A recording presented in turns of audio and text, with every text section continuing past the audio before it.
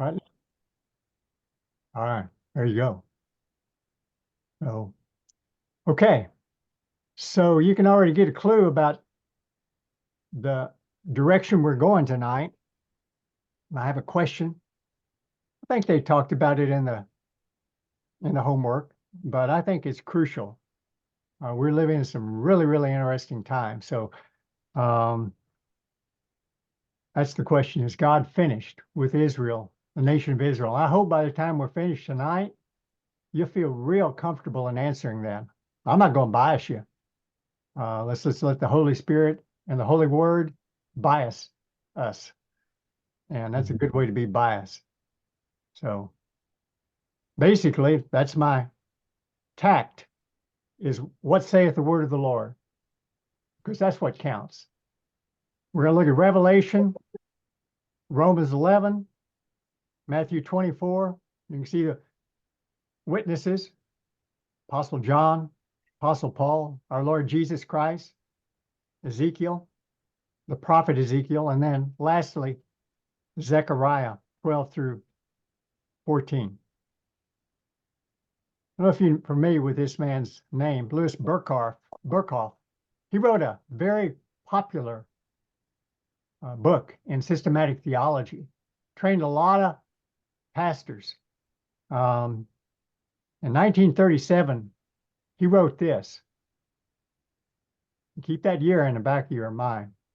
It's very doubtful, however, whether Scripture warrants the expectation that Israel will finally be established as a nation and will, as a nation, turn to the Lord. It is not taught, nor even necessarily implied. Now, it may be thought that Romans 11 through 32 certainly teaches the future conversion of the nation of Israel. Many commentators adopt this view, but even its correctness, that is Romans 11, is subject to considerable doubt. Very esteemed individual, very highly respected in scholastic circles. Here's another one, just real quick. Bruce Waltke. I probably got a number of quotes on my website from him. Here's what he says. The Jewish nation no longer has a place as a special people of God. That place has been taken by the Christian community, which fulfills God's purpose for Israel. I've got another one here.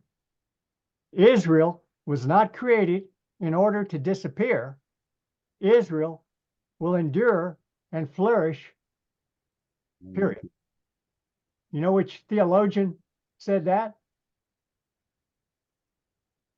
That's a trick question. Because here he is. Senator John F. Kennedy, speaking before the Zionists in New York City in 1960. He made that statement. Where's president? He said that. So I found that interesting. I just want to address it with a passage. For some reason, they did not give you. And Addison, can I get you to read this passage? This was not your homework. It's right here in the text. Okay. And if you can see it, okay. And Yes. I just want to let God speak to those points we raised from those individuals. All right. Sure. Jeremiah 31, 35 to 37. Thus says the Lord, who gives the sun for light by day and the fixed order of the moon and the stars for light by night, who stirs up the sea so that its waves roar. The Lord of hosts is his name. If this fixed order departs from before me, declares the Lord, then the offspring of Israel also will cease from being a nation before me forever. Thus says the Lord, if the heavens above can be measured and the foundations of the earth searched out below, then I will also cast off all the offspring of Israel for all that they have done, declares the Lord. Okay, thank you. So we've got two if-then statements, right? Two conditional statements. From this passage, we're going to move along fairly quickly. From this passage, Does it sound like God is finished with Israel? Did the sun rise this morning? It certainly did. It will tomorrow. I mean, have we measured the heavens yet?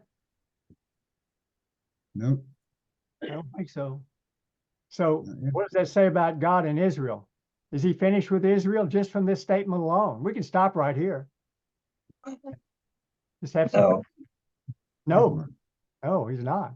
I love this picture of Jerusalem. All right. So how do we know God is not finished with Israel from the book of the Revelation? Obviously, we're not going to read the Revelation again.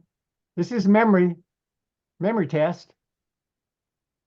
You remember some things that would, so what we'd be looking for is evidence of something that's Israeli, something Jewish. You remember anything Jewish in Revelation? 144,000 witnesses. Okay, we got 2 witnesses, right? In Revelation chapter 11, we have 2 witnesses, and also got a temple. okay, and in 11:1, we've got a holy temple, right? There's none right now, but there is going to be one rebuilt if this prophecy becomes true. All right. So what happens to those 2 witnesses? What city does something happen to those 2 witnesses in? In Jerusalem. Also called Sodom, but yes, Egypt. Okay, so it's in Jerusalem, right?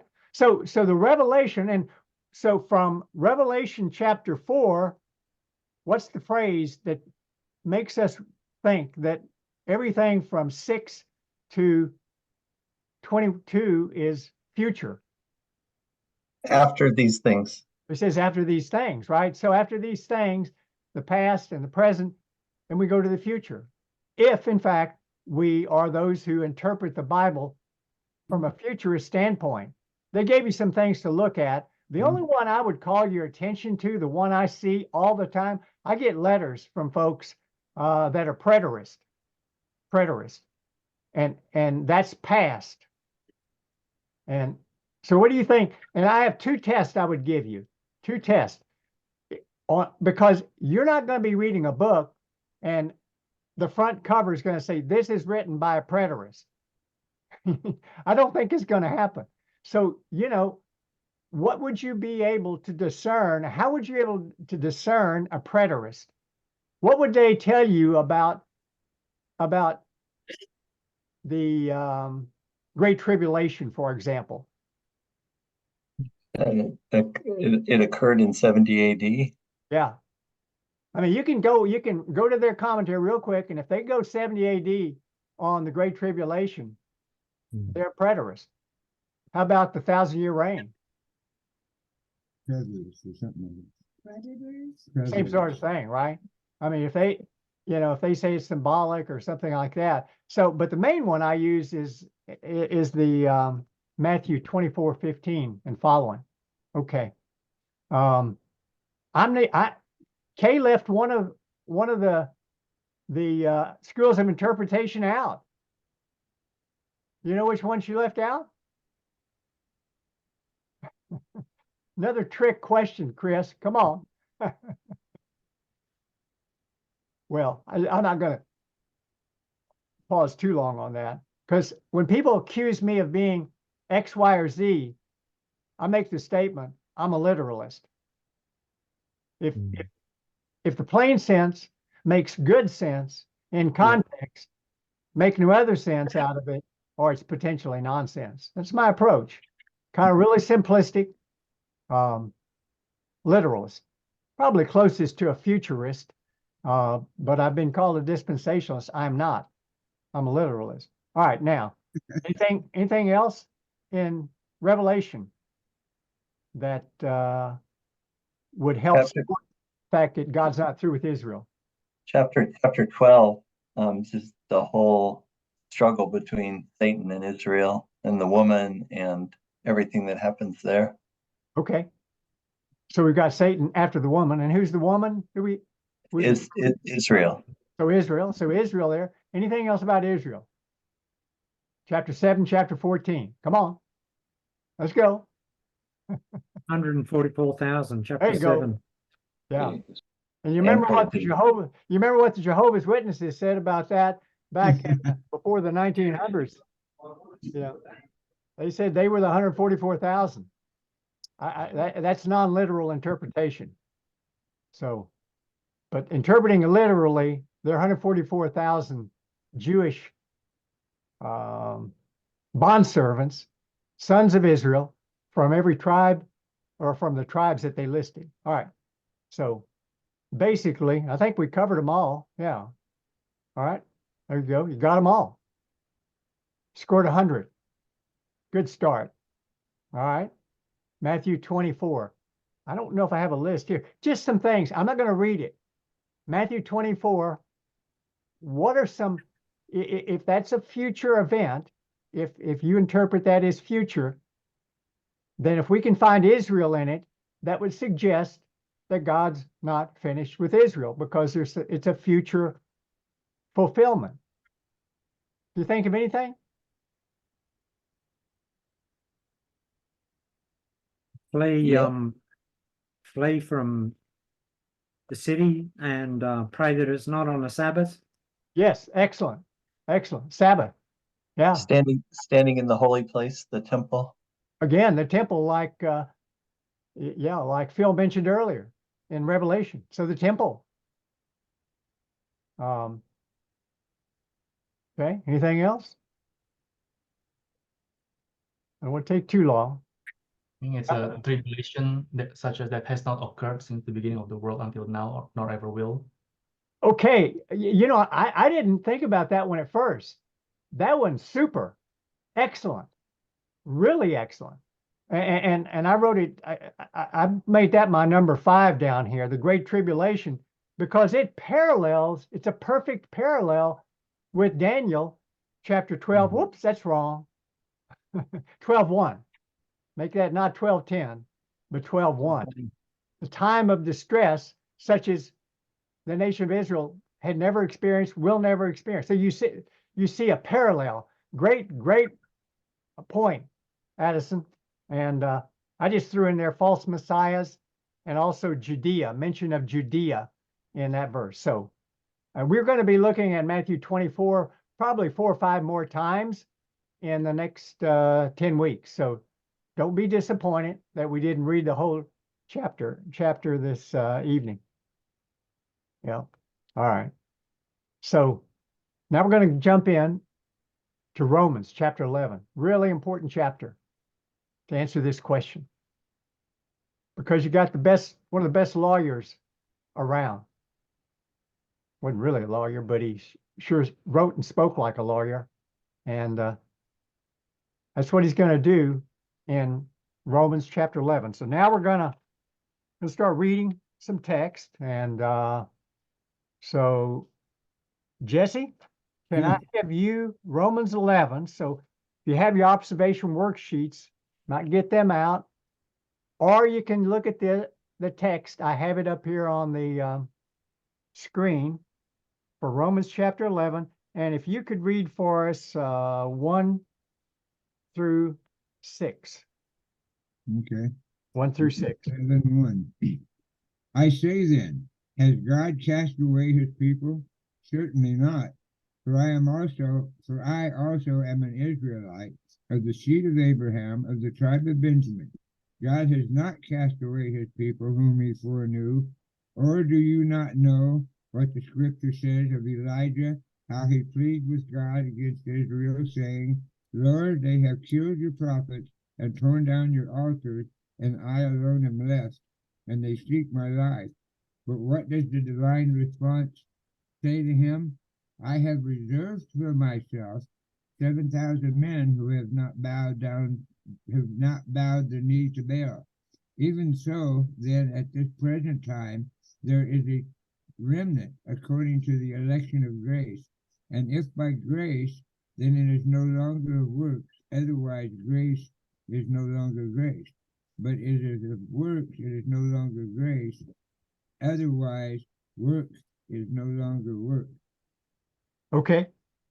Thank you. So who's Paul addressing? Who's the audience in Rome? Primarily. Anybody know?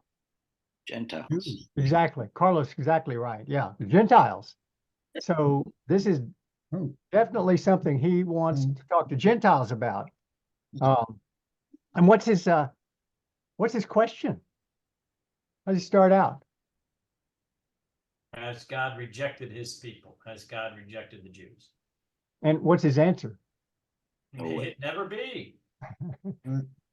Pretty strong answer, right? Okay.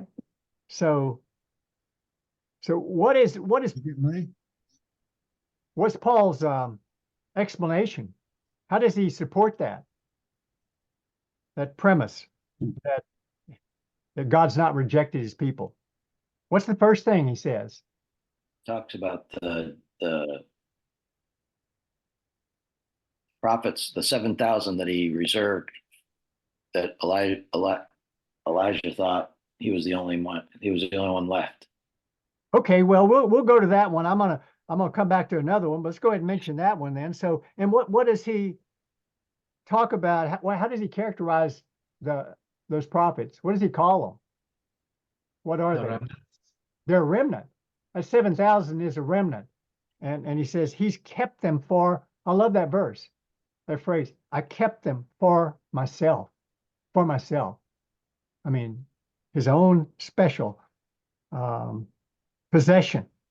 What was the first thing, though, that Paul used as an argument to support his argument that God's not finished with Israel? Do you see it? I'm one of them. Yeah, himself. Yeah. Okay. Yeah, he just pointed. He says, "Hey, look at me. You know, if you don't believe, if you believe God's finished with Jews, look at me, right?" So, okay,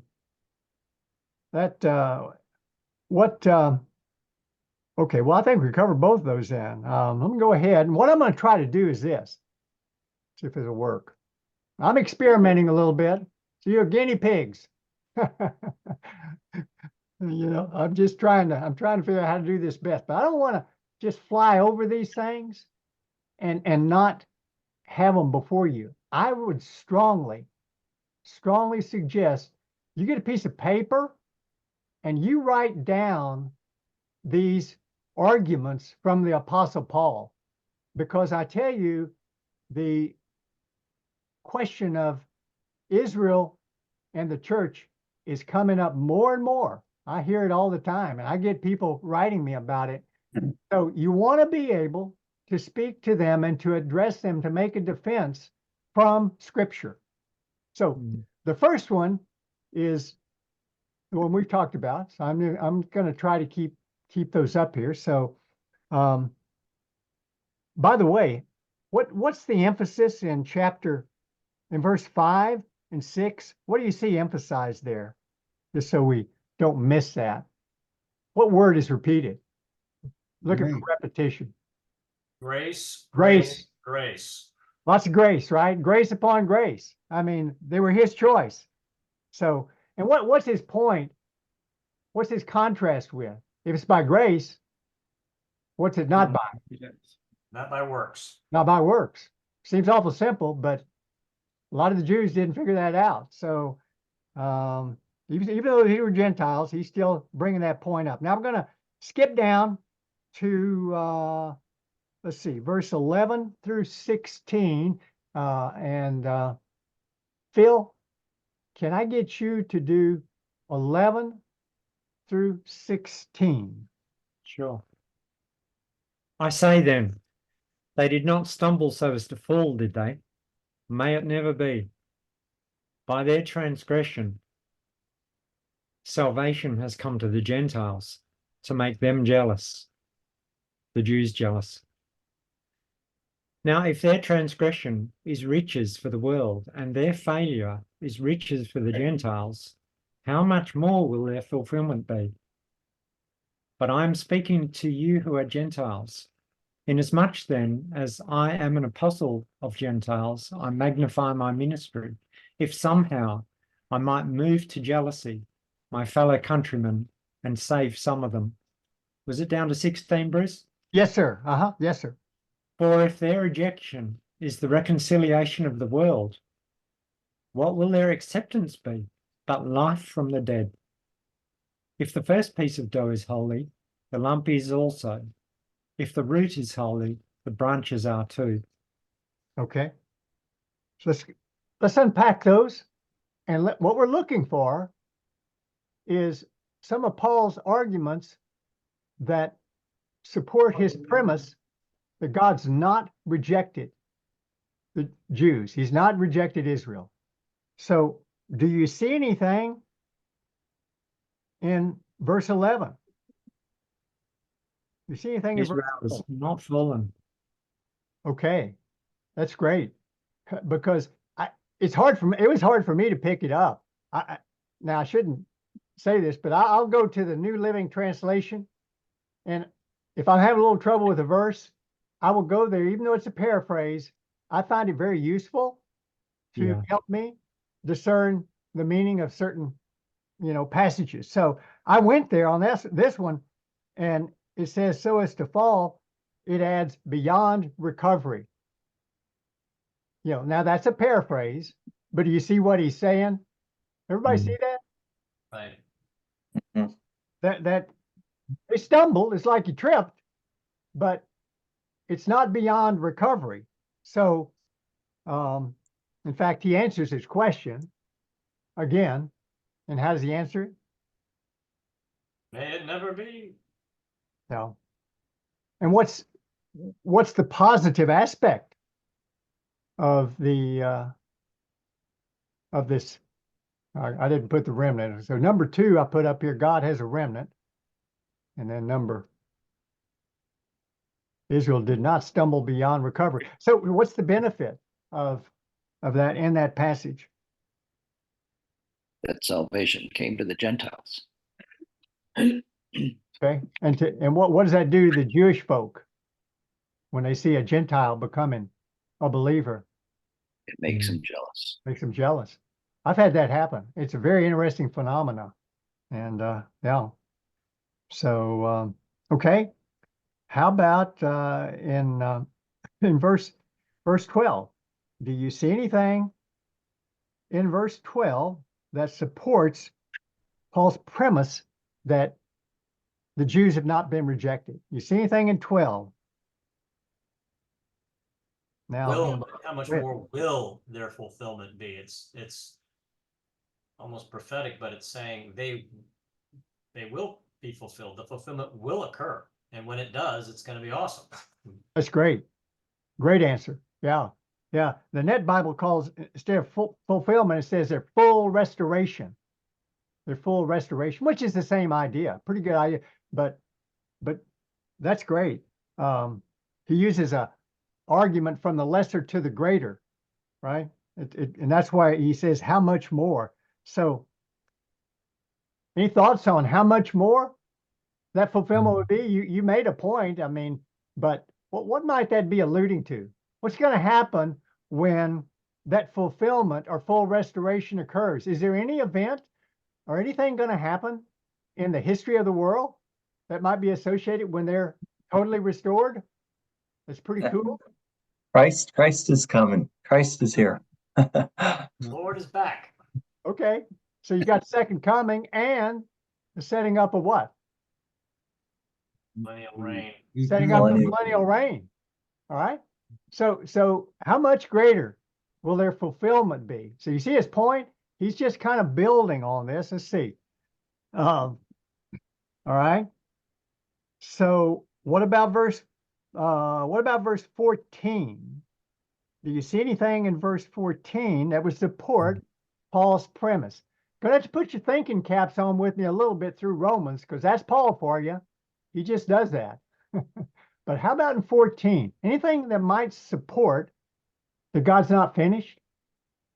Look at it closely. Yeah, it seems like it's a parallel of 11. If the salvation of Gentiles makes the Jews jealous, if his work were to move his fellow countrymen, the Jews, to jealousy and save them, that's what he's hoping to do. And what's the last part? What's that last part of that verse say? What's Save some of them. Some Ah. of them will be saved now. yeah. So we talk. So what do we call that? Who we call those? What's the term? We already used it. Messianic. Well, that's true too. Yeah. The Messianic remnant. believer. Completed Jews. Completed Jew. That's fair. How about a word that starts with R? Remnant. Okay. All right. Mm. So okay, so there we've got that one, the fulfillment in verse 12, and I'm behind on my own PowerPoint here. So some can be saved, and that's the idea of the remnant. All right, so So Bruce, there's also in those 4 verses, there's also an intentionality that's coming through on God's part, which tells us he's not finished. go ahead and explain that. God's taken salvation to the Gentiles, and the reason he's done that and pushed the Jews temporarily aside is to ultimately bring them to salvation. So we can see an intentionality there in what God's done, and that tells us he's not finished. Okay. All right, that's good. I don't have that one on here, but I knew there would be some that I probably wouldn't have, and but let's go ahead and look at the next passage. It's this one's a little tricky. Well, no, 15. Is that where we're on? Yeah. 15. So in verse 15, what do you see there? Or do you see anything that might support Paul's argument that God is not finished with Israel? Look at it carefully. For if their rejection is the reconciliation of the world, what will their acceptance be but life from the dead? What's the implication? There will be a what? They're going to be part of the resurrection. What, even before that, though, what does it say? They're going to accept the gospel. Their acceptance, right? Right. Yeah, so their acceptance.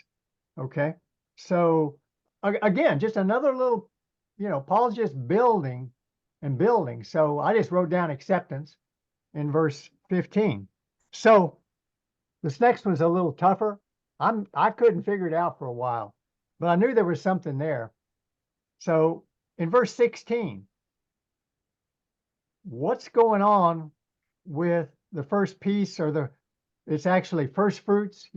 Some of the versions translate it, the first fruits of dough. If it's holy, the lump is holy. I paraphrase it for you. If the first fruits is holy, then the lump is holy. Yeah. Do you know what his logic is? And he does the same thing for the tree, a little bit different. Seems Go ahead. The remnant is the first piece of dough. Okay, the so you take subset of the Jews is holy. Then the rest of the dough is too. It's just not ready yet, I guess. It's okay. I think you're onto it. Yeah. Let me show you. See if I've got I'm going to. Is that like an analogy to the yeast? So at some there's not exactly. I mean, because here's the picture. I wanted to paint a picture for you. So what the priest would do with the first fruits, you see him here on the left. He takes the first fruits and he offers it to God, and God accepts it as holy, and then God sanctifies the wheat on the right side. So he says it's holy. Now, that's the idea of what Paul is using. He's going back and using an Old Testament example. Does that make sense? Yes. But I want to emphasize, even though it says they're holy, he's not talking about morally, ethically holy. He's talking about I've set them apart as a group of people. I'm not finished with them yet. That's Paul's argument in this particular verse. It's a little bit harder to understand, but it's very powerful if you put the pieces together. That's why I wanted to do the picture. I need pictures to help me a lot. Okay, let's go back. So here's what we wrote. If the part of the dough offered as first fruits is holy, then the whole batch is holy.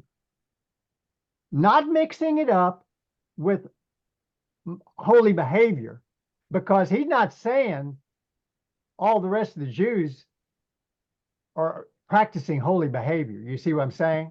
He's saying they're set apart. You with me? Thinking caps on? We won't spend a lot of time on it.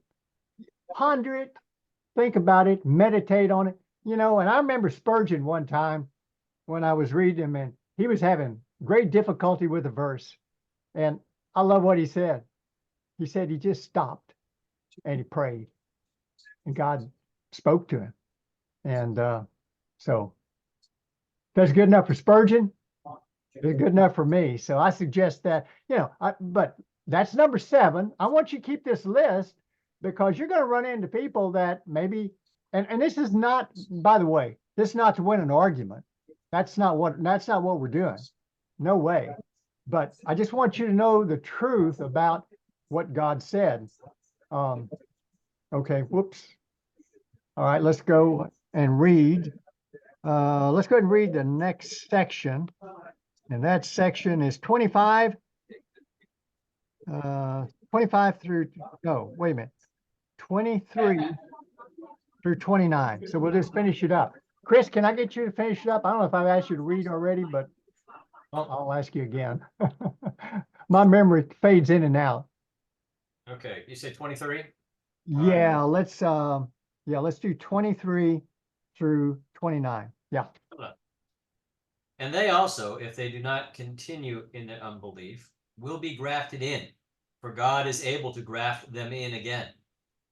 And if you were to cut off from what is by nature a wild olive tree, and were grafted contrary to nature into a cultivated olive tree, how much more will those who are the natural branches be grafted into their own olive tree? For I do not want you, brethren, to be uninformed of this mystery, so that you will not be wise in your own estimation, that a partial hardening has happened to Israel until the fullness of the Gentiles has come in. And so all Israel will be saved, just as it is written, the deliverer will come from Zion, he will remove ungodliness from Jacob. This is my covenant with them when I take away their sins. From the standpoint of the gospel, they are enemies for your sake, but from the standpoint of God's choice, they are beloved for the sake of the fathers. For the gifts and the calling of God are irrevocable. Okay, thank you. So let's go back to verse 23. Do you see anything in that verse which supports Paul's premise that God's not finished with the nation of Israel? Verse 23.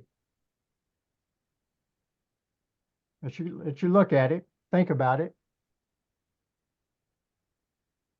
What's he say will happen? It will be grafted in. So the implication is, or is he finished with, is God finished with? No. How could he be? No. Yeah, you see, he couldn't be. Or he wouldn't make that statement. So in verse 23, they will be grafted in. And then in verse 25, actually, I want to go back. I just kind of missed this. I want to make sure we didn't read it. I don't know why I didn't read it, but do you see anything in, these are not supporting the argument per se, but there's some other statements in verse 18 and in verse 20. So take a look at verse 18 and verse 20. Do you see something, Paul warning the Gentiles about something? Remember, he's speaking to Gentiles. So look at verse 18. What's he tell them? PK, can you read that one for us? We didn't read it, actually. So would you be able to read that, 18? 18. Do not be arrogant toward the branches. If you are, remember it is not you who support the root, but the root that supports you. And go ahead and read down to 20, since that was the other one. Okay. Then you will say, branches were broken off so that I might be grafted in. That is true. They were broken off because of their unbelief, but you stand fast through faith. So do not become proud, but fear. Okay, thank you. So what do you see, Paul? He's given two commands. There are two commands in this section. And they're commands in what's called the present imperative with a negative. That means stop doing it. Stop it. Stop it. What's he telling them to stop? Don't be arrogant. Okay. Don't be arrogant. Don't be puffed up. What else? And don't be conceited. Yes. Stop it. You guys are being conceited. Stop it. That's what he's telling them by using that particular command in that tense. So he's telling them to stop it. Okay. So coming back down then to the ones we read that Chris read. Let's see here. So verse 25. Verse 25. What is there anything in verse 25 that would support Paul's argument? Anything in 25? God's not through with the nation of Israel. So they've been hardened. Their hearts have been hardened towards the Lord. Okay. But until the fullness of the Gentiles has come in, which suggests that when the fullness of the Gentiles come in, their hardness will be removed. Okay, great. Yeah, that's great observation. Yeah. That until is really important. Yeah. So is this a hardening similar to the hardening of Pharaoh's heart? Probably not the same. That's more what I would call, it's not exactly the same. That's I can't say retributive, retributive. I can't say the word, but it's a more judgment thing for Pharaoh. But there is probably a judgment aspect to the hardening of the Jews, yes, but it's not quite the same. Not quite. Yeah, but you have to go to Colossians to 2 Corinthians chapter 3 and read about it there. We don't have time to do it now, but it's not quite the same. Yeah, but they have been hardened. But what's the good news here? Have they been completely hardened? No. No, that's important.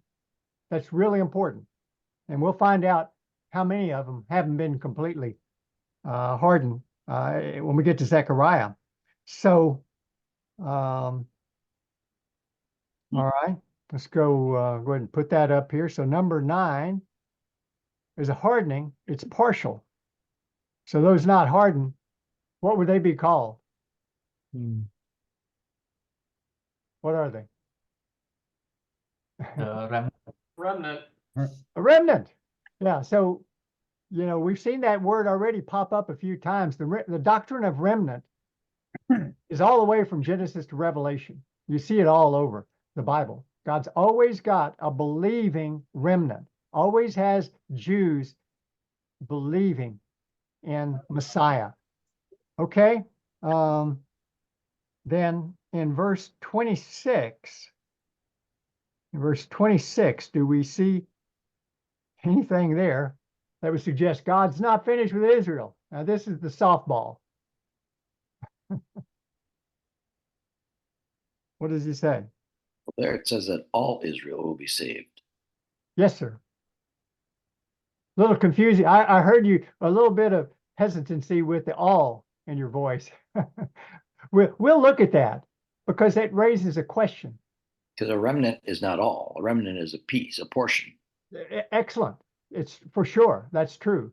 So I'm going to propose something a little later when we get to Zechariah that I think might help you a little bit. How do we know for certain, just from that verse, that all Israel will be saved? This is a simple question. What do you see? What's God? It says all Israel. Well, yeah, but why? What? Just because it is written. Okay, I was trying to think how to ask the question. Yeah, it is written. So it's written and it stands written. If God said it, that settles it. Whether I believe it or not, or whether I understand it or not, that settles it. And it's a perfect tense. It means it's going to keep on going. Almost every one of the writtens, just a little teaching point, every time you see written in the New Testament, it's a perfect tense. It means written at a point in time and enduring effect. It lasts. That's God's word. And boy, are we glad he writes in a perfect tense. All right. So, and we'll come back to Carlos's question about all or the, a little bit later. But now, how about in verse 28? See anything in 28 that would support Paul's premise?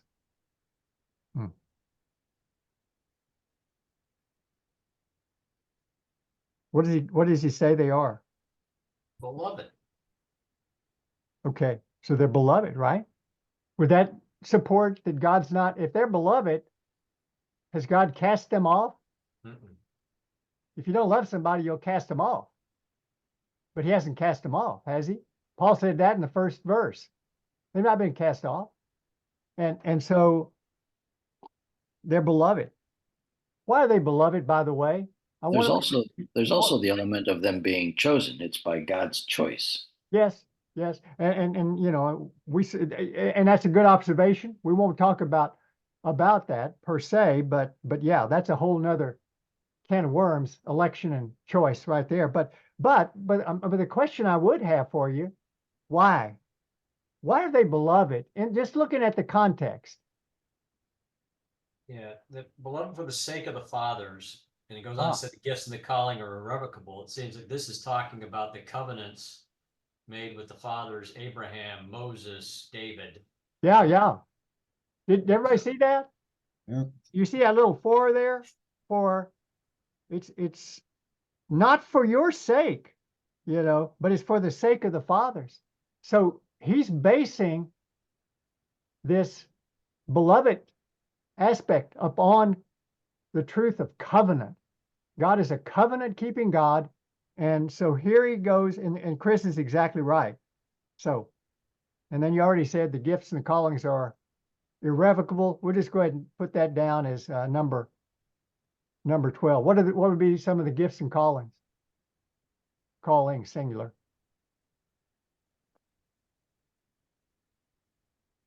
Well, they're chosen people. Yeah, yeah. That's the We could main probably go thing. through a bunch of things, but what's the main point about those things? They're what? Is God going to take them back? Oh, yeah, they're forever. Yeah, forever. So he's not going to take them back. All right. So there you go. A little bit didactic, but I really felt like Romans 11.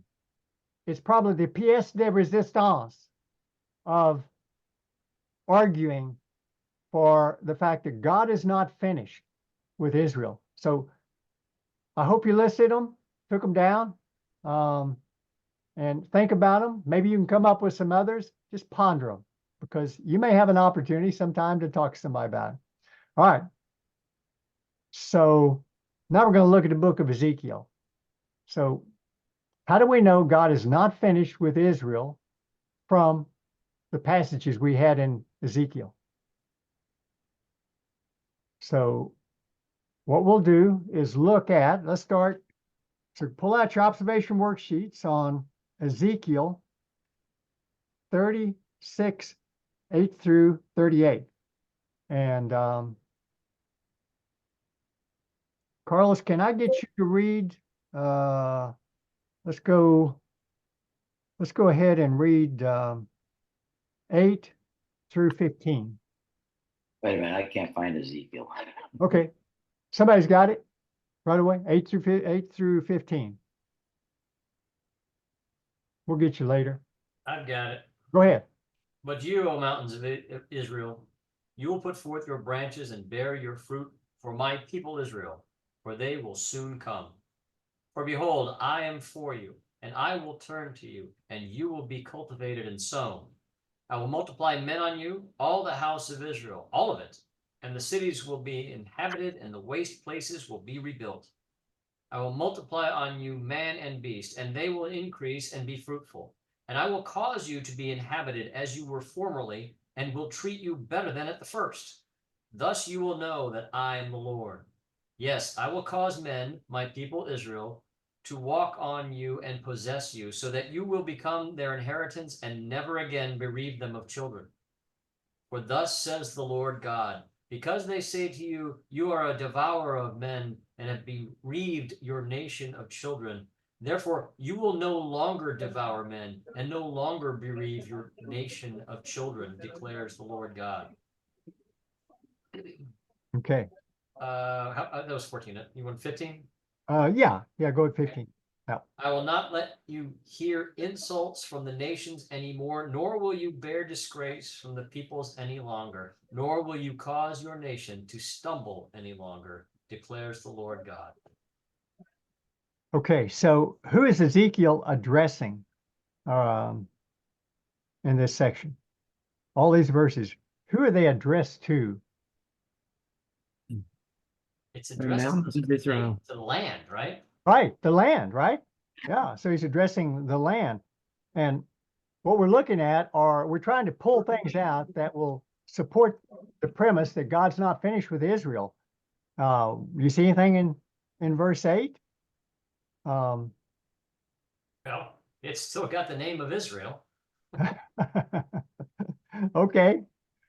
Yeah, that's a good one. Anything else? What's the promise? And by the way, what do you see popping up all through this? What little phrase pops up over and over and over? It's a two phrase. I will. I will. You see it? So this is the promise keeping God saying he's going to do this.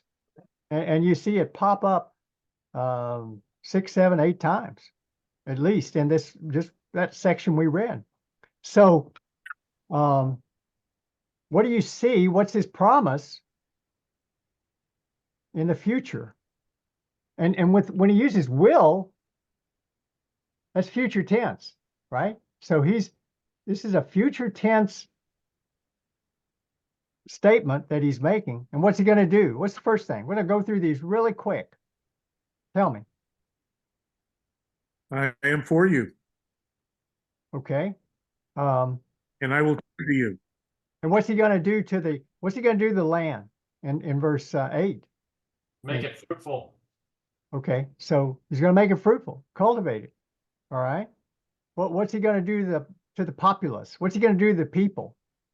Coming back. Okay. Multiply. What's his mathematics? What's God's mathematics? Multiplication. So he's going to multiply men. He's going to rebuild the temple. And I think this was something maybe that PK alluded to. You will know that I am the Lord. That word for know is yada in Hebrew, intimacy. You will intimately know that I am the Lord.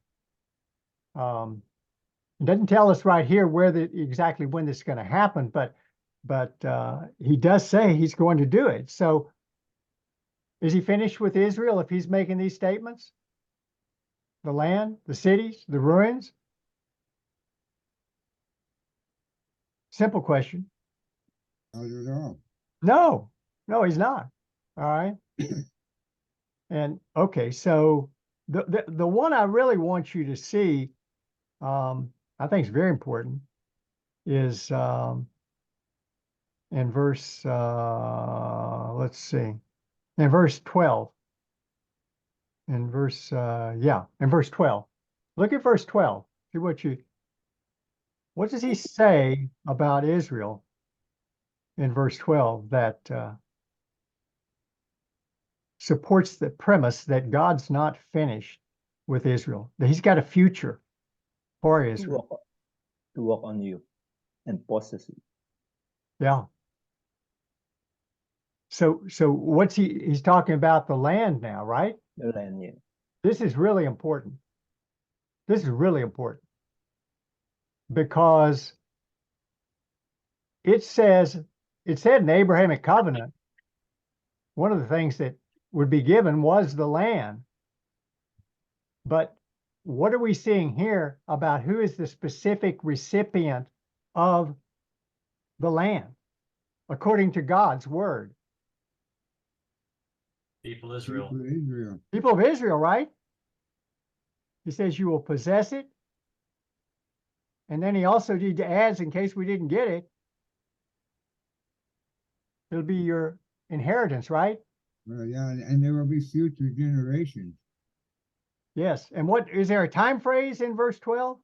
Yeah, never again. Well, never again what? What's he talking about? What would the land do? Yeah, never again bereave them of children.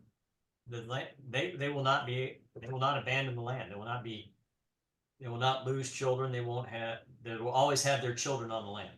Yeah, I mean, normally if they were exiled or if they were killed, I mean, that would be, that would be bereaving them. So that's not gonna happen. So what do you think? This is kind of a hard, maybe not, I don't know, not a hard question to answer, but when are they going to possess the land? When are they going to possess the land? This is from other scriptures, just kind of your general. When is Israel going to get the land? Kingdom. Okay, During the millennial kingdom. in the millennial kingdom, yeah, okay. So The age of the Gentiles. in the end times, now, but they're in the land right now, right? they're in the land. When they come to belief. Belief, isn't it, Bruce? When they come to belief. Okay. Yeah, that's good. Yeah, that's good. When they come to belief, we'll talk about that in Zechariah. So when all Israel is saved, that's when we're going to see the fulfillment, the complete fulfillment of the possession of the land. So let's go ahead and get that one. I've got that one in yellow because I've often tried to find passages that specifically state that God's given them the land. And we've got several in here. And it's really important to understand that because there are folks who say, well, we're all children of Abraham, right? I wasn't going to do this, but I'm going to do it. Galatians 3:29. And if you belong to Christ, then you're Abraham's descendants or seed, heirs. There it is, heirs according to promise. And we are. Absolutely. But there's a distinction here in Ezekiel regarding the what? The land. The land. I just want you to see that. It's pretty clear. So let's keep on going. So Bruce, on the Yes. land is like that. They're in Israel now, but the dimensions of the land are far greater than the state of Israel right now, right? Right. Yeah, the promise in Genesis chapter 15 was considerably greater. Huge territory. Yeah. Yeah, and they've never, as best we can determine, Solomon got pretty close, but as far as we know, they never completely had full control of all the land which was promised to Abraham. But that's coming. So then this restatement of the land is a restatement of the promise from Genesis? It would be I mean, I think that's a fair statement. Yeah. It's a fair statement that would reflect what God promised the patriarchs, because he promised it to Abraham, to Isaac, and to Jacob. And he promised them the land. Okay, now where are we here? Let's see. Okay. So what else? Now this one's pretty significant too, I think, in verse 15. What's God's promise? The I will. Another one of those I wills. What's his promise to Israel?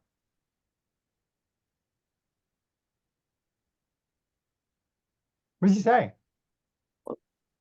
They won't hear insults anymore. They won't hear insults. What else won't happen to them? Grace, and nor will you cause your nation to stumble any longer. Okay, but before that, They won't bear disgrace. they won't bear disgrace. And it says from the peoples. Who are the peoples? When it uses that phrase, that word, who are the peoples? Non-Jews. Non-Jews, Gentiles. You got Gentiles and Jews. So here we go. This is not has this been fulfilled? No. I mean, have you watched the news lately? They're being taunted all the time. In fact, apparently, the greatest amount of anti-Semitism is existing right now since the time of Nazi Germany. That's according to Jewish groups that monitor it. They're saying this is the highest level of anti-Semitism that has existed since Nazi Germany. Wow. That's just a thought. Keep in mind. So this hasn't been fulfilled. When's it going to be fulfilled? It's kind of what Paul answered it earlier. After the age of the Gentiles. And when they believe, right? Because Paul said that earlier. When they believe, will there be any disgrace or insults in the millennial reign for Jews? No way. No, absolutely none. None. No, it's over. It's over once that happens. Okay, so not be insulted. Okay, let's go ahead. The next one. We've gone to look at this one several times. Look at verse 24. We haven't read it yet. I'm skipping around a little bit.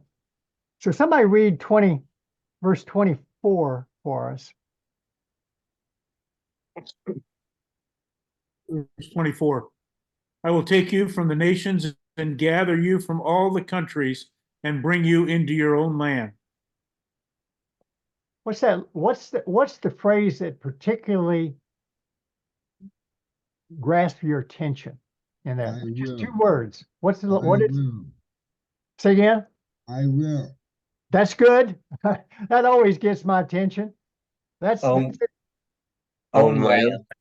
Own land. You see it? Your own land. What's the implication of that? Worldwide. It's theirs, right? That's what he's saying, isn't it? Is that a fair statement, or I'm pushing it? So it's just your land, right? Have they? Has this been fulfilled, or is it in the process of being fulfilled? That's it. It's in the process, right? Yeah, because So what now- happened? What happened in May 14th, 1948? 1948. Yeah, they got a part of it back, but not the whole. Not what was promised in Genesis. Yeah, that's exactly right. Yeah. In fact, here it is right here. I'll read it for you. This government this is from Harry Truman, President Harry Truman, on May 14th, 1948, 11 minutes after the Jews declared statehood. Here's what Harry Truman wrote. This government has been informed that a Jewish state has been proclaimed in Palestine, and recognition has been requested by and he added that, provisional government thereof. This is his writing, by the way. The United States recognizes the provisional government as the de facto authority of the new state of Israel. From the President of the United States, who was being discouraged from signing this. Being discouraged from signing this. Why did he sign it? That's a trick question. Why do you think he signed it? Who's in control? Ultimately, God's in control. God's in control. The sovereignty of God. I watched the day, on film when he did this, and I was almost in tears. I saw the hand of God moving a president of our country who had a Jewish partner Eddie Jacobson in the clothing store back in, can't remember the state, but they were partners. And Eddie Jacobson talked to him and said, hey, we really need your help, Harry. He could call him on a first name basis. But God was just behind the scenes, controlling the scenes he's behind. So it began here, but it's not completed, obviously. All right. So, okay. So the next, Phil, I know you like this section. I do too. 24 through 31. Go ahead and read 24 through 31. This is Exodus 36. Just very quick. We'll cover it quickly. Okay, 24. For I will take you from the nations, gather you from all the lands, and bring you into your own land, and then I will sprinkle clean water on you, and you will be clean. Hallelujah. And I will cleanse you from all your filthiness and from all your idols. Moreover, I will give you a new heart and put a new spirit within you, and I will remove the heart of stone from your flesh and give you a heart of flesh. And I will put my spirit within you and cause you to walk in my statutes, and you will be careful to observe my ordinances. Is that as far as you wanted? Keep going to 31. Yeah. We'll keep going. Okay, you will live in the land that I gave to your forefathers, so you will be my people and I will be your God.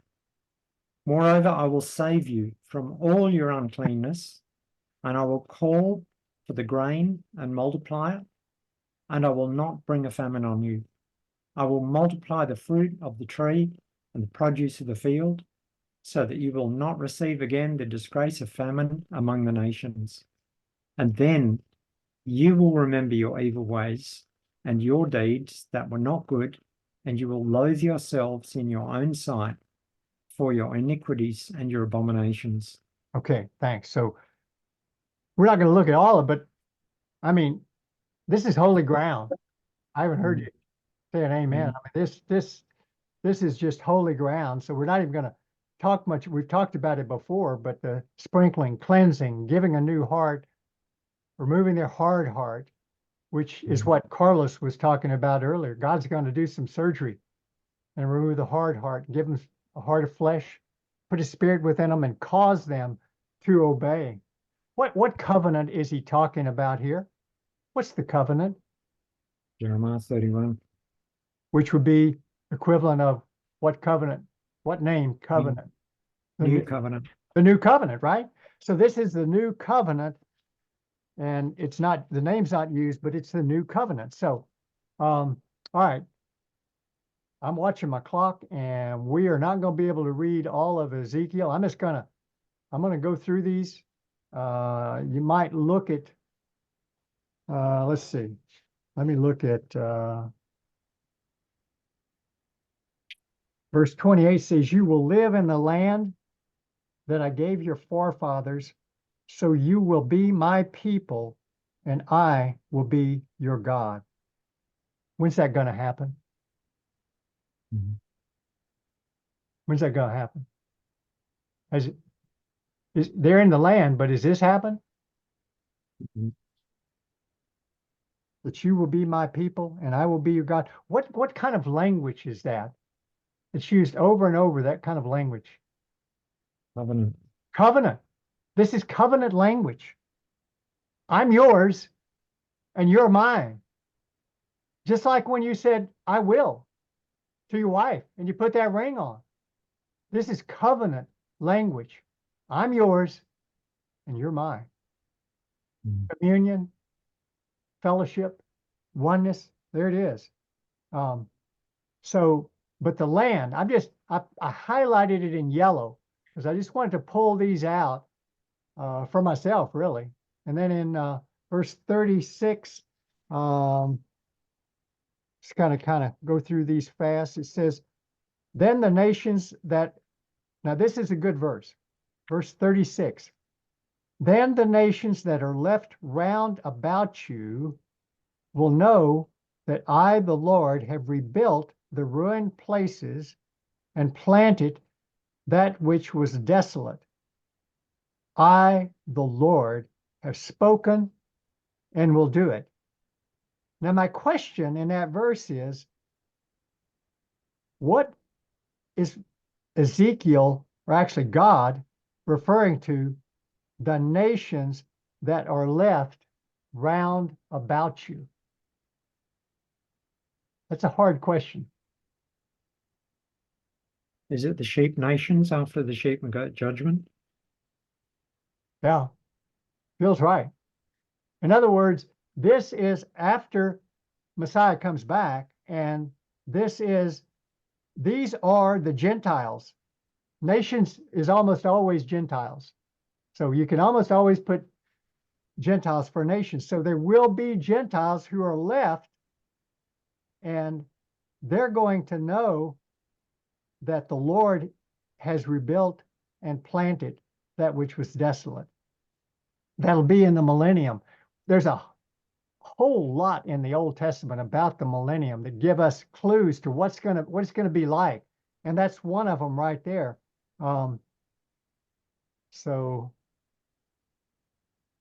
okay, we don't have time to do. One of the things that I noticed though, as reading through this section, was, and it's repeated 2 or 3 times, that God says, this is not, I'm not doing this for your sake. I'm doing it so that nations will know that I am God, and that Israel will know that I am God. Yes, because that's a great observation. We kind of lose sight of that. We're so focused on Israel that we lose sight of that. No, this isn't for Israel. This is for us to know that He is God. And why is He doing that? What did they do to His name when they were kicked out of the land and went to other places? What did that do to His name? That's what you're talking about. Yeah, well, they kind of, to a certain extent, they kind of cursed God for kicking them out of the land. They profaned His name, right? Yeah. Yeah, I mean, that profaned His name. And so He said, I'm not doing this for your sake. I'm doing this for my holy name, the holiness of my name, which really changes things quite a bit. I mean, they're not back in the land because they're good. They're back in the land because God is good, and He wants to have His name lifted up above all the nations because He's holy. And I think that's a great point that you raised in. Let me go in 37. 37, there were some new things. We're looking at things that God's going to do to Israel in the future. And I'm just going to go through them real quick. We already looked at that, bring them into the land. So He's going to gather them from the nations, bring them to the land. But this one we haven't looked at. He's going to unify the 2 kingdoms. Okay? We saw that on the diagram back in 931 BC. We had 2 kingdoms. They broke up to the northern kingdom and the southern kingdom. So now they're going to be reunited again. So that's a promise. Let me go to this. What does He say about David? If you read it, we're not going to look because we don't have time to read it, but what did He promise? What's the promise about David, my servant David, in Ezekiel 37? He'll be the prince forever. And what else will he be? The prince, but what other term did he use? King. King, right? Yeah. So he used the name or the term king. So are you telling me that David's going to be the king over Israel in the future? A descendant of David. What's that? A descendant of David. Okay, but what does the text say?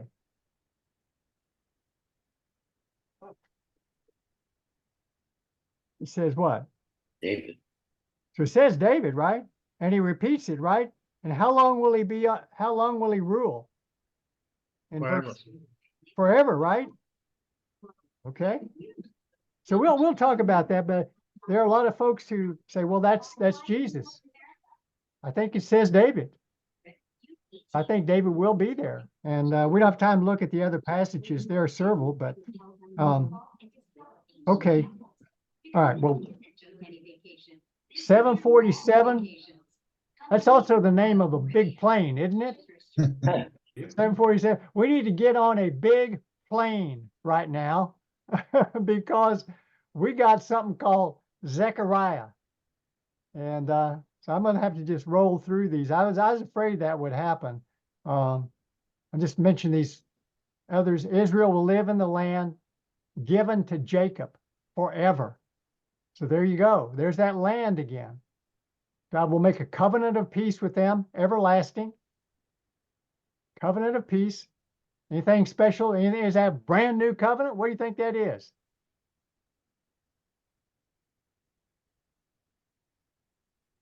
It's got a different name. What happened? Go ahead. Is it the Abrahamic covenant?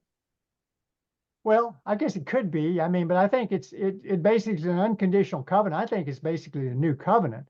I mean, because when we enter the new covenant, we obtain peace with God. Romans chapter 5 verses 1 and 2. So I think that's what that's talking about. One other thing he promises, there's going to be a temple in their midst. It's going to be forever. I will be their God. There's that covenant language again. I'll be their God, and they will be my people. And the Gentiles will know. So the Gentiles who are alive in the millennial reign, in that 1,000-year reign, they're going to know that Jehovah sanctified or set apart Israel. Okay. Little newspaper clipping here. Times of Messiah foretold. We're going to look at Zechariah.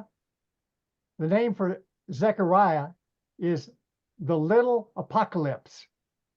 It's kind of like the Old Testament version of the Revelation. And you can see this is a timeline of the book of Zechariah. So it's right at the end of the book. And one of the things to keep in mind when you're reading these incredible passages, they're a unit. Read them as a unit. It's so easy to think they're separate chapters. They are separate chapters, but they're to be read as a unit, if that makes sense. So let's go ahead and let's address the question. Is God finished with Israel according to Zechariah? And Zechariah chapter 12. We're going to try to read all this. We got, I hope we have enough time. And let's see. Mark, can I get you to read? I get you to read more than I thought. I'll tell you what. I'm going to go ahead and get you to read all of 12, just so we can, get that on the table. Okay. Zechariah 12, the burden of the word of the Lord concerning Israel. Thus declares the Lord, who stretches out the heavens, lays the foundations of the earth, and forms the spirit of man within him. Behold, I am going to make Jerusalem a cup that causes reeling to all the peoples around. And when the siege is against Jerusalem, it will also be against Judah. It will come about in that day that I will make Jerusalem a heavy stone for all the peoples. All who lift it will be severely injured, and all the nations of the earth will be gathered against it. In that day, declares the Lord, I will strike every horse with bewilderment and his rider with madness. But I will watch over the house of Judah while I strike every horse of the people with blindness. Then the clans of Judah will say in their hearts, a strong support for us are the inhabitants of Jerusalem, through the Lord of hosts, their God. In that day, I will make the clans of Judah like a firepot among pieces of wood and a flaming torch among sheaths. So they will consume on the right hand and on the left all the surrounding peoples, while the inhabitants of Jerusalem again dwell on their own sites in Jerusalem. The Lord will also save the 10th of Judah first, so that the glory of the house of David and the glory of the inhabitants of Jerusalem will not be magnified above Judah. In that day, the Lord will defend the inhabitants of Jerusalem and the one who is feeble among them. In that day will be like David, and the house of David will be like God, like the angel of the Lord before them. And in that day I will set about to destroy all the nations that come against Jerusalem. I will pour out on the house of David and on the inhabitants of Jerusalem the spirit of grace and supplication, so that they will look on me whom they have pierced, and they will mourn for him as one mourns for an only son, and they will weep bitterly over him, like the bitter weeping over a firstborn. In that day there will be a great mourning in Jerusalem, like the mourning of Hadramim in the plain of Megiddo. The land will mourn, every family by itself, the family of the house of David by itself, and their wives by themselves, the family of the house of Nathan by itself, and their wives by themselves, the family of the house of Levi by itself, and the wives by themselves, the family of the Shimeites by itself, and their wives by themselves, all the families that remain, every family by itself, and their wives by themselves. Okay, thank you. And so who's speaking? Who's speaking? Zechariah. The Lord, in verse 1. Verse 1, right? Exactly. Yes. So in verse 1, and what's this about? I know this is simple, but make sure we understand. Who's this about? Concerning Israel. Israel, right? And again, that's what we've been trying to establish. Is God finished with Israel? Well, this is about Israel, and he calls it a burden. What's the idea of a burden? What do you think about with just a burden, even in normal terms? It's heavy on his heart. Yeah, this is a heavy message. This is a heavy message, right? And then God describes himself. What's God's self-description? What do you see about God in those first couple of verses? Actually, the first verse. Yeah, sorry. He's the creator. Absolutely. I mean, he's the creator. What's that? Why do you think he's doing that? Why is he saying he's a creator in the context of all this? What would that suggest? I think he's letting him know that he's in control of all things. Yeah. But he's got the power to pull off what he's getting ready to write. One of the greatest prophecies in the Old Testament. You just got to file this away. This is great. It's probably one of the greatest prophecies. It's not well known, not preached on frequently, but it is powerful. The truths in this prophecy are amazing. God's going to pull them off because he could pull off creation, and he can pull this off. So what's the idea? What's the metaphor? He uses a couple of metaphors. Let's look at them one at a time. He's describing Jerusalem. And what's the metaphor that he uses? The picture. Drunkenness. So there's a drunkenness there. Yeah. Right? A cup that causes reeling. And what does he say? Who are all the peoples around? Where are they around, first of all? What are they around?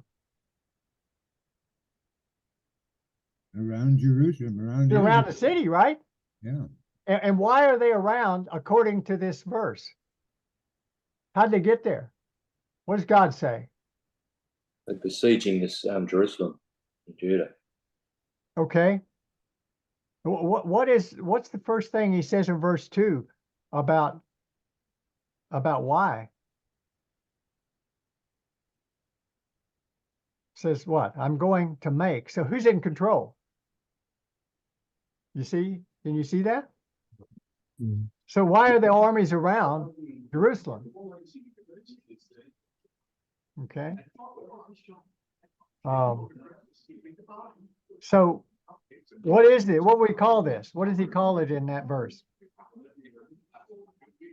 What's going on when you surround a city? Siege. So it's a siege, right? Yeah. What's the next metaphor he uses? Heavy stone. What's the idea of a heavy stone? Can't move it. Solid. What happens if you try to move it? You get injured. So what's his point about Jerusalem using a heavy stone? You're going to be It's injured, not going anywhere. okay? And yeah. So what's the phrase that pops up over and over and over in the section that Mark read? Comes about in verse 3. What phrase? What time phrase? Want to be sure and spot it. In that day. Yes, exactly. In that day. So always begs the question, what question would that beg? Amen. What is that? Yeah. In one day. So what's the answer? In that day. What's the answer to in that day? Just a little inductive type study. What does he say in the previous verse? Do you see a time word up there? So when they lay siege. yes, exactly. So in that day is when the siege. You see what he's saying? And again, and what's the other phrase that God uses over and over? And we're seeing it in verse 3. Repeated, I don't know how many times, about 13 times in this prophecy in Zechariah 12. What does he say in verse 3? I will, right? So this is saying what about God? Who's in control? He's in control, right? Okay. So what is the extent of the surrounding? Who's surrounding the city of Jerusalem?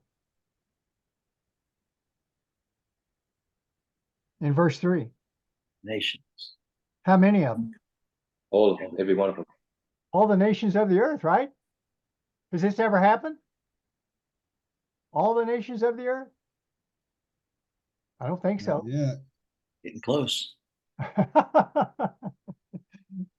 It certainly didn't happen in 70 AD. No, it did not.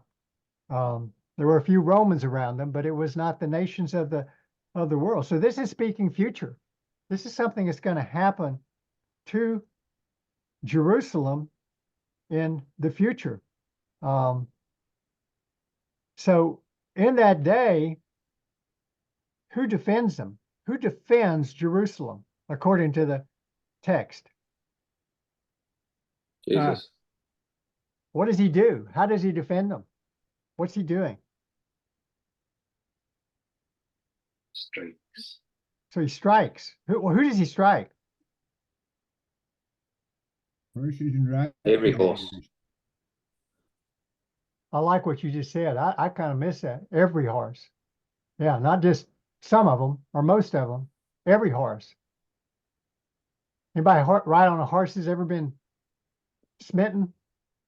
Kind of startled? You ever ride on a horse that's been startled? Anybody? Oh, yeah. Are they fun to ride? If you read every I will, I mean, it's tremendous what he does. He makes Jerusalem a heavy stone. He strikes every horse. He watches over the house of Judah. He strikes every horses of the people. Yeah. He will make them like a fire pot. He will set about to destroy. He will pour out on the house. Just amazing what he does. Pretty much did our our discussion on that, but which is good. Yeah. I want you to see something in verse 4, which caught my attention. There's a very striking contrast. It's really fascinating. Do you see a contrast in verse 4? Struck the horses. They also strike the riders. Mm-hmm. He's going to open his eyes to Judah. So what's the contrast? He's going going to open his eyes to Judah. Everybody see that? He says, my eyes are open to the house of Judah.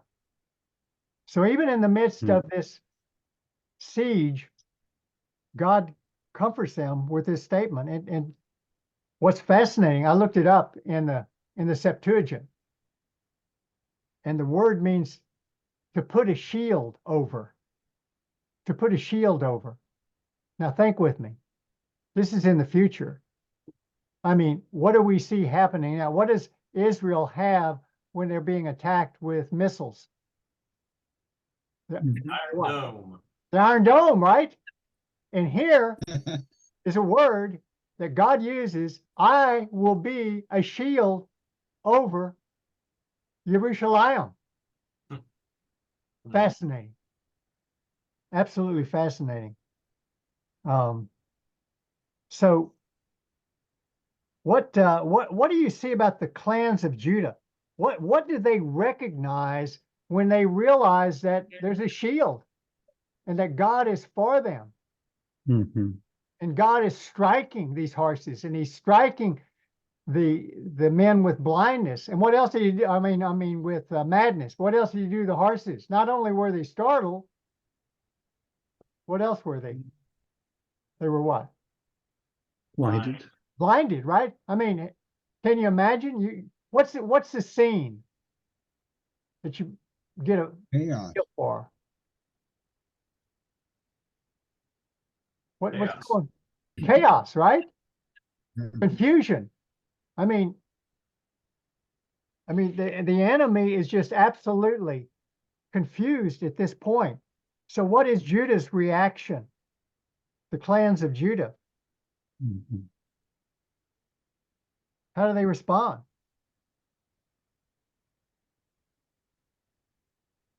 What do you see in verse 5?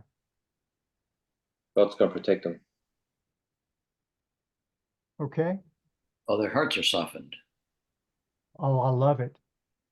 Man, that is one astute observation. Everybody hear that? Wow. I know when the Holy Spirit's teaching, and it ain't me. Man, that's a great observation. Their hearts were softened. You're beginning to think, I mean, here they've had their hearts hardened for centuries. Something's happening. And Carlos picked up on it. I think you're spot on. That something is happening in the hearts of these men as they watch God come to the rescue. Right? So let's keep working on that. Mark's already looked at it, but so what's God going to do to the clans of Judah to help them in the fight? What's the metaphor? What's the comparison that he uses? In verse 6, he's got two things. Yeah. Fire pot, a flaming torch. Yeah. What's the idea? Fire pot sets a fire, pieces of wood. Flaming torch consumes the crop. Excellent. Yeah. You can't resist.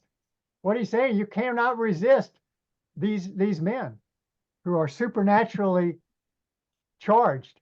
This is God. God is doing this for them, right? So, okay, let's keep on rolling through it here. Let's see. In verse 7, pretty specific what he says there. What does God say he's going to do? What's the order, by the way? The tense of Judah first. Judah first. Now, why might that be? Why might Judah be first? Line of David, And and by extension, Jesus. So they're intense, though, right? Does it say, it tells us at some point they're intense. Would they be more likely to be in the city or outside of the city? outside. Yes, somebody said it. Outside the city, right? Yeah. So I'm gonna throw something at you. Category for what it's worth, probably not much, but remember in Megiddo, in Revelation, we see the nations are gathered. All the nations are gathered. But that's a long way from Jerusalem. I just want you to keep that thought in mind, because now we've got the nations around Jerusalem. We're actually going to be talking about this in a few weeks, but I think you'll find it very fascinating because they're around. But I'm just going to throw this out. If they were up here and had to come down here, they would have to go through Israel and fight members of the Israelis. I mean, the Israelis. And I think that's what he's talking about here with the clans of Judah. He's not just talking about just the tribe of Judah, but basically talking about all of Israel at that point. But they're going to be fighting against those who are supernaturally enabled. So, going down to verse 8. So they're fighting. You know what? I was wrong. Okay, in verse 8, I made a big mistake. In verse 8, it says, the Lord will defend the inhabitants of Jerusalem. That's where the Greek word for put a shield over, that's where it's at. Yeah, that was a big mistake. But going back to verse 4, where it says he will open his eyes, that's good. And that's good for us. When we're in trouble, we got a God who sees. And that was what that point. But down here on verse 8, where that's the shield. And what does he say about the people? How does he characterize the Jews at this time in this battle? Who does he make them comparable to? The feeble become like David. What does that make you think of? What David? The weakest will be as strong as David. Yeah. I mean, you're talking about Goliath. You got a whole nation full of Goliath slayers. Or there's also the verse that says, Saul slayed his thousands, David his 10,000s. Okay. Yeah. And it also says they'll be like the angel of the Lord. I mean, what is that talking about? Who's the angel of the Lord? Jesus. That's Jesus. They'll be like him. They will have that kind of power, right? So look at verse 9. There's that verse popping up again. In that day. So what do you see in verse 9 that goes all the way back to the beginning of this section? It's kind of like bookends. What did he say? What's the phrase at the end of verse 9? You got all the nations, right? Yeah, against Jerusalem. And what did we see? Jerusalem. Okay, and what did we see in verse 2? And verse 3? Sieges against Jerusalem. Yes, excellent. So all of them. So what you see is it's almost like this is closure, if you will. I mean, the battle is over at this point. Does that remind you of anything in Revelation? Revelation 19? What does that remind you of? Armageddon. Yeah, his second coming, right? And once you see the parallels, you begin to see these parallels. Okay, let's go on to verse 10 through 14. Unbelievable. Go ahead. Bruce, yes. Can I just repeat that question I had before we began? Yeah, I agree. It looks like Armageddon, but how come Israel is still so powerful at the time of Armageddon, when the beast has been killing Jews for 3.5 years. Well, the only thing I would see here, there are some there because they're definitely present because he talks about them, clans of, but where do they get their power from according to what we've just read? Yeah, I know where their power comes from. I'm just wondering how come there's so many Jews to be able to fight. Yeah, but how many would it even take? Does it really even tell us how many here? No. Not really. So, but they're supercharged, right? Yeah, but So the godly ones have fled to Bosra, so I don't know how many are left in the land. It's just an interesting point. I know we haven't got Yeah. time to look at it. Okay, so well, let's go ahead and look at verse 10 through 14. What's God doing in verse 10 through 14? What's the I will, the great I will statement? And I think it's what Carlos said.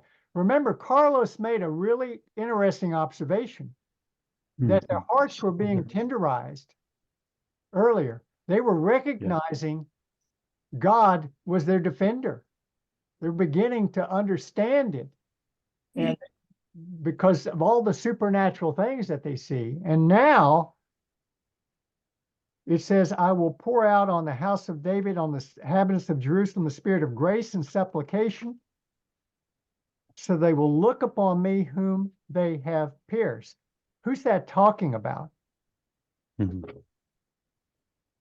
would be Jesus. That would be Jesus, right? Yeah. How did they pierce him? Lance.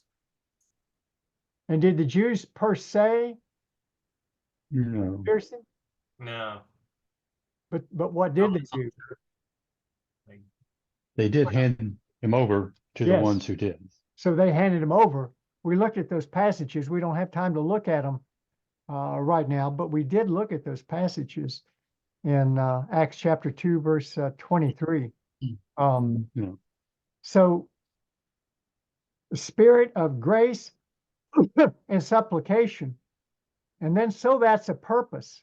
What's the purpose of God pouring out? No, and notice too, who does he pour it out on? I want to be sure you see that. There are two groups described. You see them? House of David and inhabitants of Jerusalem. Okay. Now go back up. Did we see those same groups in the preceding section? We did, didn't we? Almost identical. What I'm trying to build a case for, and I'd never seen this before. The battle is over, and they're seeing the fact that Jehovah has been fighting for them and also given them power, and their hearts are tenderized. And now God pours out a spirit of grace and supplication. Does that sound fair? What's their response? Their eyes are now open. Yeah, I think to who Jesus is. I think exactly right. Yes. So, but let's their own guilt. Yeah. Well, let's read that and look at the two pronouns. And it says, they will mourn for him as one mourns for an only son, and will weep over him like the bitter weeping over a firstborn. That's not what I wanted to read, but that, okay. So, how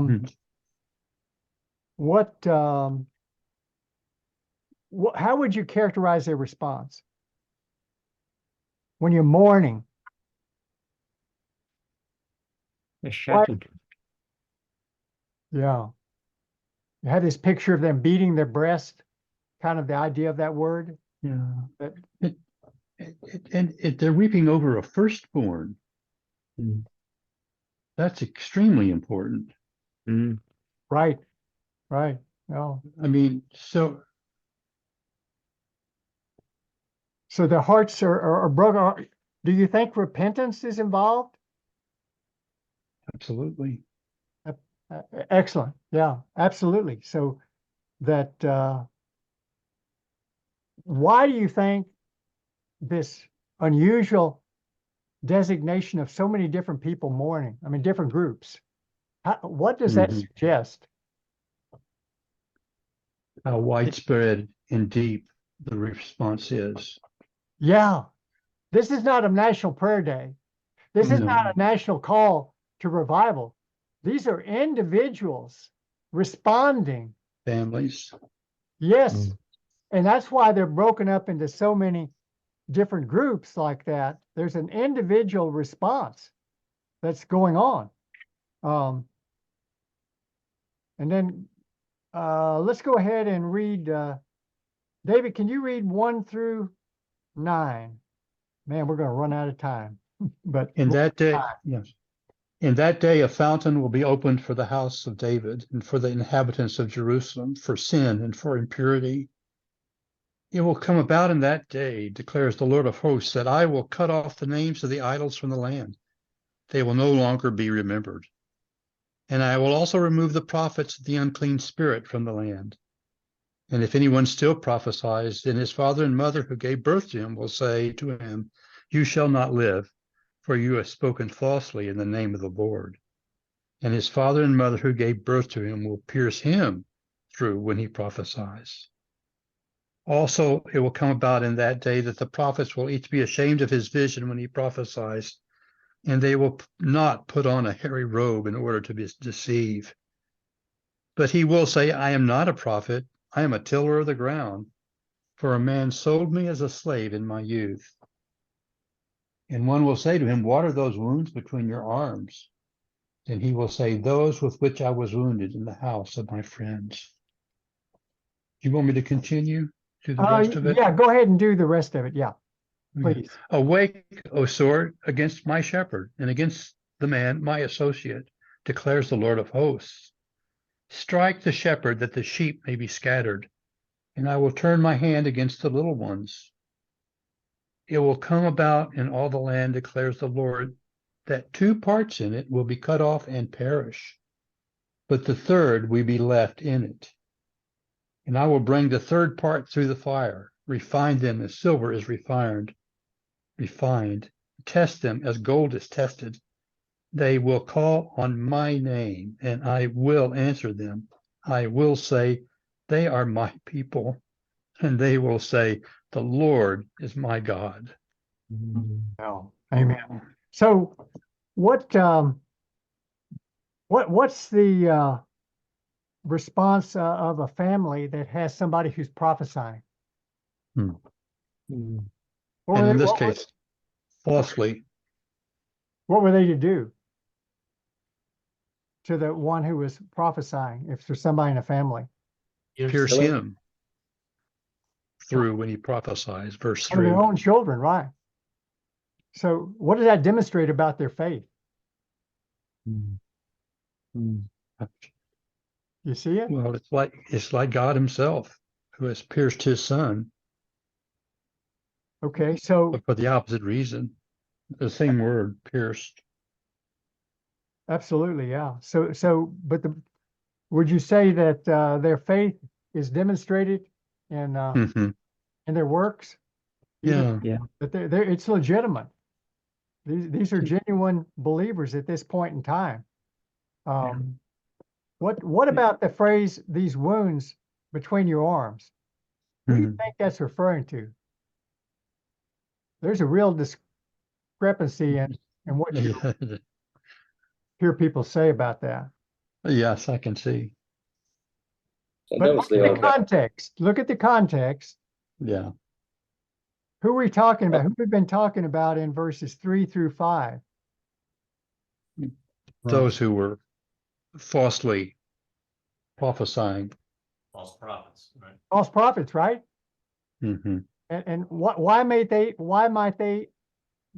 be wounded? What was the prophets used to verse 3 at themselves when they couldn't get God's response. That's exactly right. Jesse, did you hear what he said? Say that again. That the prophets would cut themselves, ecstatic type of behavior if they wouldn't get a response. And so they would get wounds as a result. Because then we go to verse 7. It says, awake, O sword, against my shepherd. What? And against the man, my associate, declares the Lord of hosts. Who is speaking here? Look at the pronouns. Mhm. Who's God the Father, the yes, Lord. Yeah. this is God the Father speaking about his son, right? Mhm. And he's calling for him to be what? Crucified. To be crucified, right? Yeah. So look at then the next section in verses 8 and 9, which describe something that's going to come about in all the land. What's he talking about? 2/3 will be cut off and perish. That's part of this tribulation. He's talking, well, He's talking the about third of it will be the remnant. He's talking about creating a remnant. Okay. Okay, so he's talking about the remnant here. we looked at this with the Great Tribulation. Yes. Mhm. Yeah. When we looked at this one earlier. Yeah. It also seems to answer the question of what happened. So what's the picture of bringing him through the fire? What do you think the fire might be a reference to? What kind of fire were the Jews in? And They were under siege. but in Revelation, for example, or in Daniel Yeah. chapter 9, verse 27, what was the fire? Or Matthew chapter 24, verse 15, set off a The fire. abomination of desolation. And it set off a fire, right? Called the what? Yeah. Great tribulation. The Great Tribulation, right? The time of Great Tribulation. time of Jacob's distress, time of Daniel. So God takes them through the fire, right? Mhm. And he brings them out on the other side. And what's the result?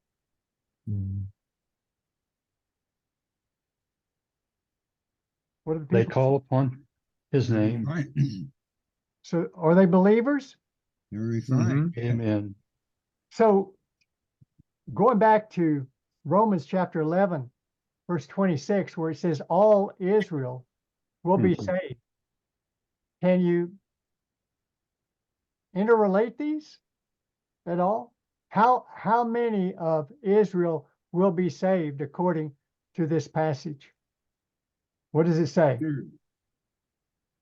A third. It says the third.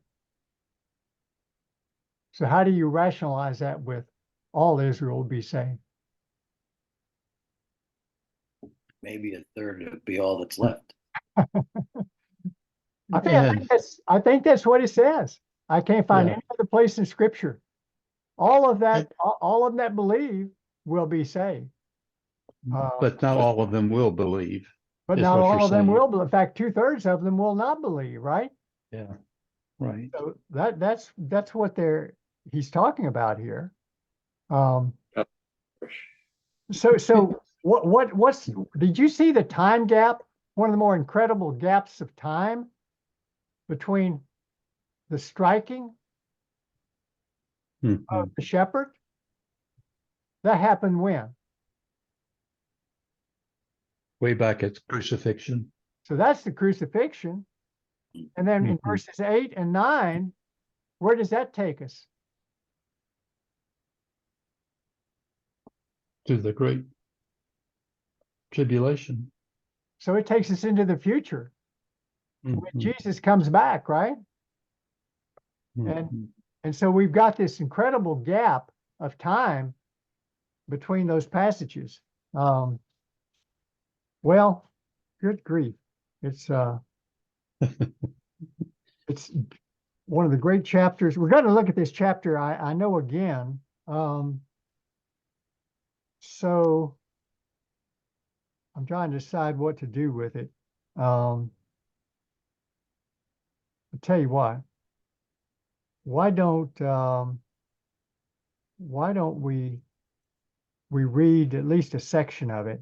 I'll tell you what, let's go ahead and read 1 through 11. And Phil, I'll get you, you're right in my middle.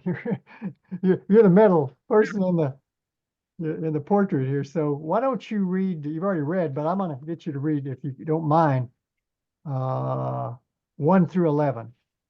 Sure.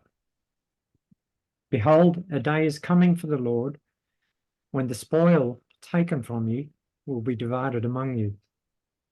For I will gather all the nations against Jerusalem to battle, and the city will be captured, the houses plundered, the women ravished, and half of the city exiled, but the rest of the people will not be cut off from the city. Then the Lord will go forth and fight against those nations as when he fights on a day of battle.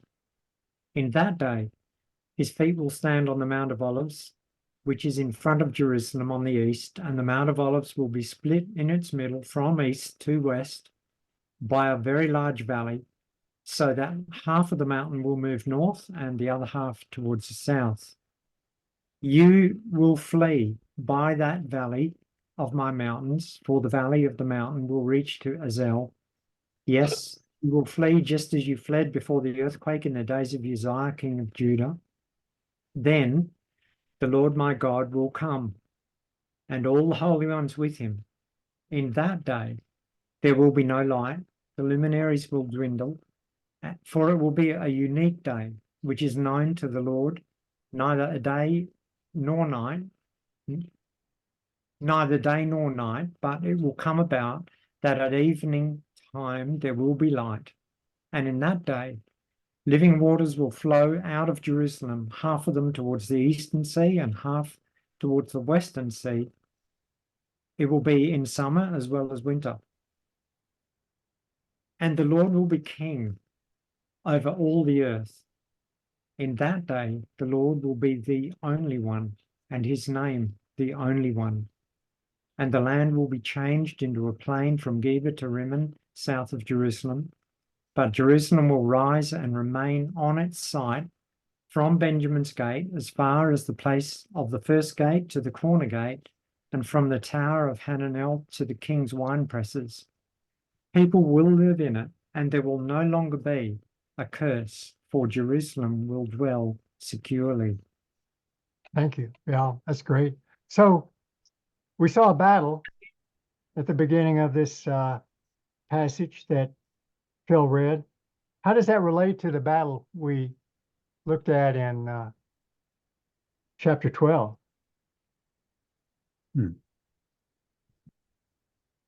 Look at the verse 2. What does he say? Is that a similar phrase? Same battle. Why would you say that? Okay, let me pull that up just a second here.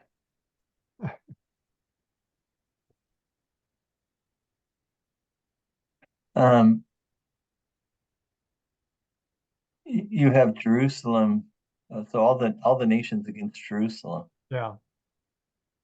Same thing. I think it's the same battle. It gives us more detail. This time there's a little bit of losing going on, right? Not everything turned out, but what settles the score eventually in verse 3? Mm-hmm. What does that make you think of in Revelation 19, chapter 19? Revelation 19, right? The Lord coming back. You begin to see the parallel. And where do you see him setting his feet? Mm-hmm. Mount of Olives. Mount of Olives. Where did he leave from when he was ascended? When he ascended into heaven? Same place.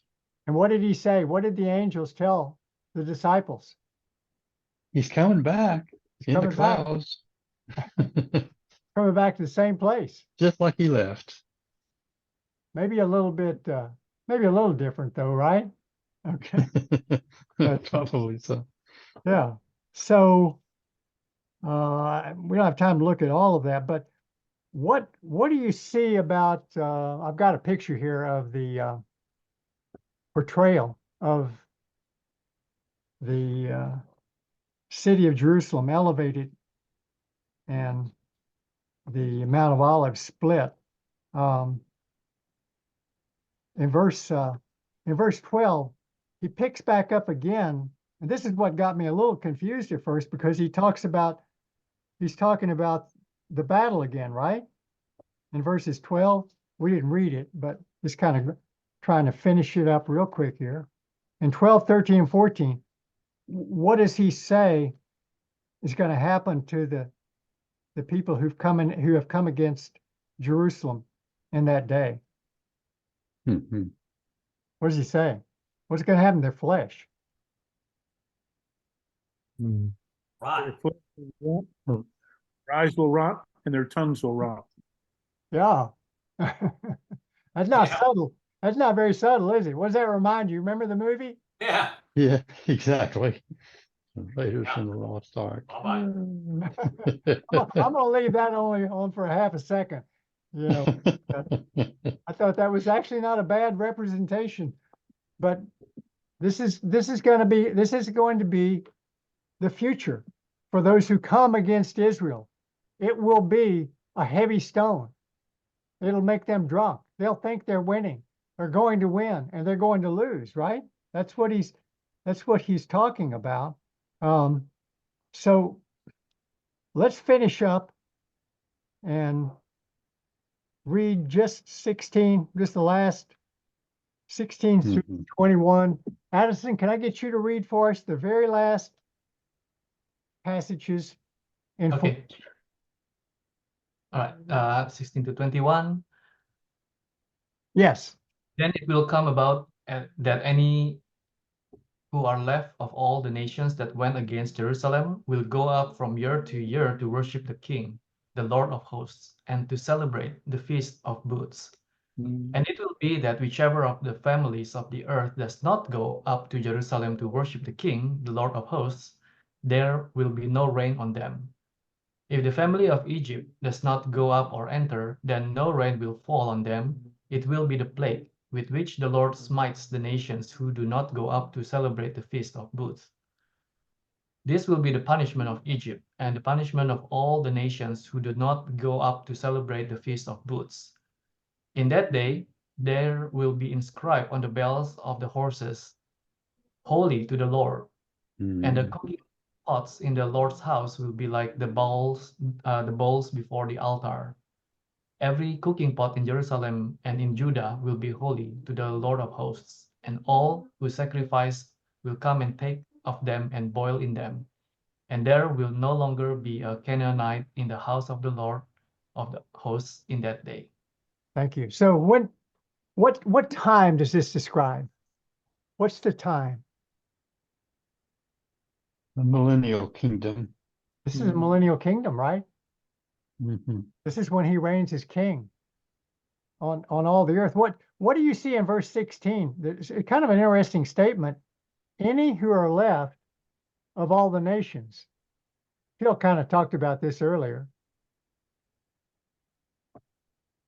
Who's going to be in the millennium according to that verse? In addition, Also the Gentiles. Gentiles the apparently. Gentiles, right?